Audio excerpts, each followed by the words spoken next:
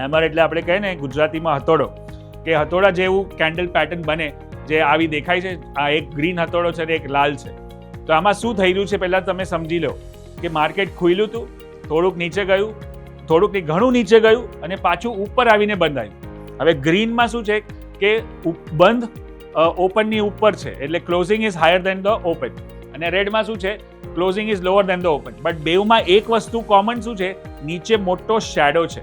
મોટો શેડો એનો મતલબ શું કે માર્કેટ નીચે ગયું હતું પણ પાછું બાઉન્સ બેક થઈ ગયું. એનો મતલબ શું આપણે સમજીએ કે માર્કેટ નીચે આવી રહ્યું છે સડન, અને પછી એક પાછું ચોથા દિવસે પણ 1, 2, 3 લાલ છે.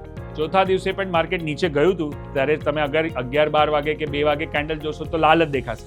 પણ પછી 3-3:30 જ્યારે માર્કેટ બંધ આવ્યું તો શેડો બની. એનો મતલબ શું, ત્યાંથી ડિમાન્ડ આવી. તો આ કેન્ડલ બને ને આપણે અલર્ટ થઈ ગયો કે ભાઈ હવે આ યુટર્ન મારી શકે. નેક્સ્ટ દિવસે આપણે આના ઉપર જશે એટલે હવે બુલ્સે કંટ્રોલ લઈ લીધો છે. બુલ્સે 2 વાગ્યા પછી જ લઈ લીધો હતો કેમ કે એને શેડો બનાવ્યો.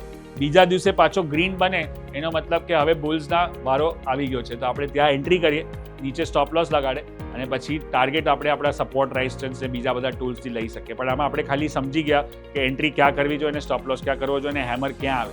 આપણે એક્ઝામ્પલ જોઈએ. ચલો, માર્કેટ મોટું કરેક્શન કરે પછી આપણને જોવા મળે કે આ 2 હેમર એકસાથે આવ્યા. આનો મતલબ શું કે હવે નીચેથી ડિમાન્ડ આવી રહી છે.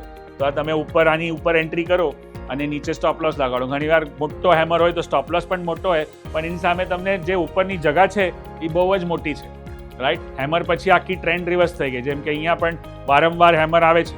તમે આ જોશો કે આ સપોર્ટ ઝોન હતો પહેલેથી અને એ સપોર્ટને એકવાર બ્રેક પણ કર્યો, પણ ત્યાં ટઈકો નહીં, એ દિવસે હેમર બની ગયું. એનો મતલબ કે આને નીચે નથી જવું, ત્યાંથી ડિમાન્ડ આવી રહી છે અને ત્યાંથી આપણે બાય કર્યું હોય તો આપણને ઉપરની ટ્રેન્ડ જોવા મળે, વિચ ઇઝ હેમર કન્ફર્મેશન.